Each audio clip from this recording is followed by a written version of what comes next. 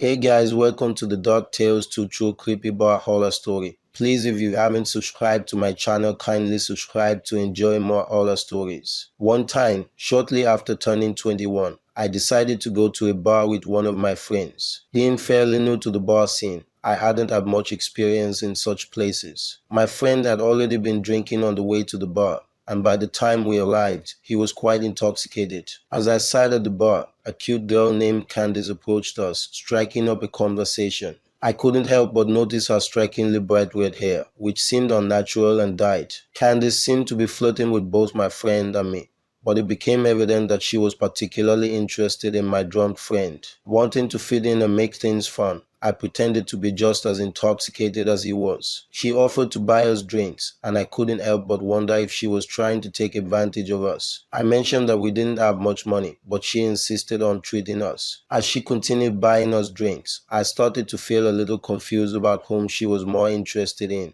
Eventually, my friend became too drunk and was kicked out by the bouncers. I followed him outside, and Candice insisted that he go home with her. However, I was concerned about his safety and well-being, so I refused and decided to accompany him instead. Despite my refusal, Candice persisted and suggested that we both go to her place alone. Feeling somewhat buzzed and caught in the moment, I agreed, believing that it might be a thrilling adventure. We left my friend in a taxi and proceeded to her house. During the car ride, Candice offered more drinks from the liquor store, which I declined, not wanting to get any drunker. However, she insisted, and I felt compelled to accept a pint of liquor with some apple juice as a chaser. In reality, I only pretended to drink the liquor, spitting it into the apple juice bottle when she wasn't looking. I wanted to appear drunk to keep things interesting, but not to the point of actually getting wasted. As we arrived at the house, I suddenly felt uneasy and sensed that something was off. The more liquor I consumed, the more I doubted my decision to be alone with her. I went to the bathroom and made myself vomit the liquor I had drunk earlier, attempting to sober up a bit. When I stepped back into the living room, Candice was talking to someone, and I couldn't make out the details. As we headed into her bedroom,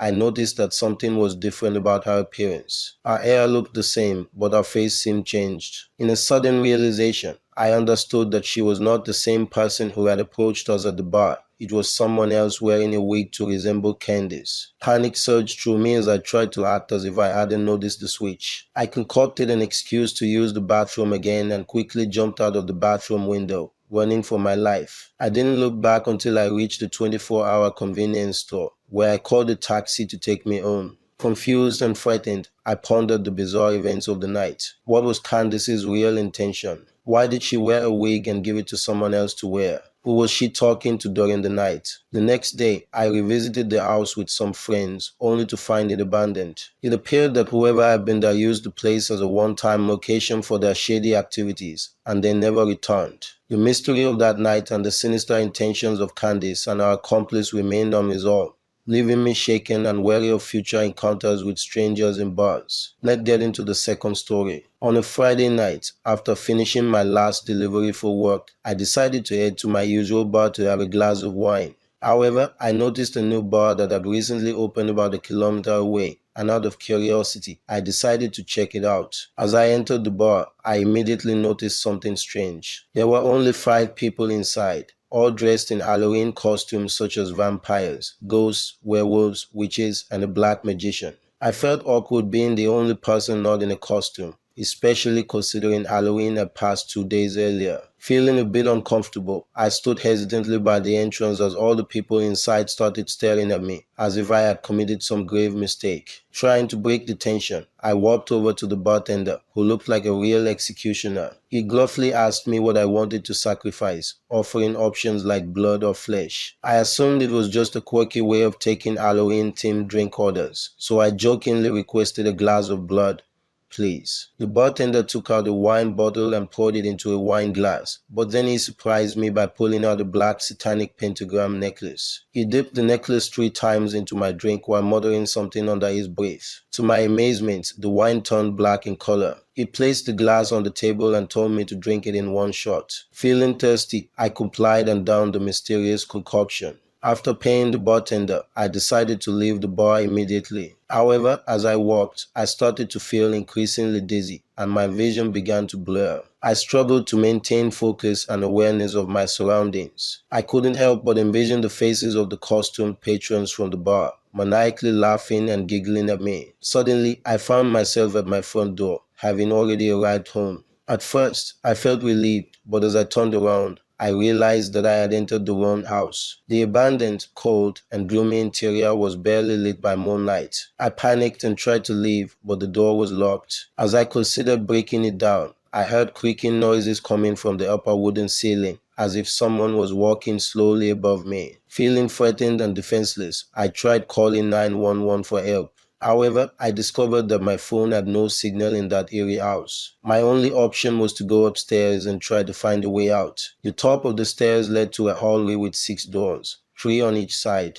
Opening each door, I found empty, dark rooms with no escape route. Upon opening the 6th door, I was met with a chilling sight. A satanic pentagram was drawn on the floor, surrounded by 5 candles, each touching one corner of the stair. Memories of the bartender at the strange bar flooded my mind, and I remembered him dipping the same pentagram necklace into my drink. My heart raced when I saw a figure floating above the pentagram. To my horror, the figure turned out to be the same executioner bartender from the bar. He was dressed in the same costume and stared at me with a sinister grin. I felt my body freeze in place, unable to move or defend myself. To make matters worse, the doors to the empty rooms began opening on their own, and the 5 costumed patrons emerged, laughing at my helpless state. Overwhelmed by the terror of the situation, I eventually passed out. The next thing I knew, I woke up in a hospital, surrounded by nurses and concerned individuals. Apparently, a group of teenagers had found me wandering out of the forest and had seen me enter the abandoned house. They called for help and eventually rescued me from my predicament. When I recounted the strange events to the police, they didn't seem to believe my story. Some even laughed, thinking I had made it up.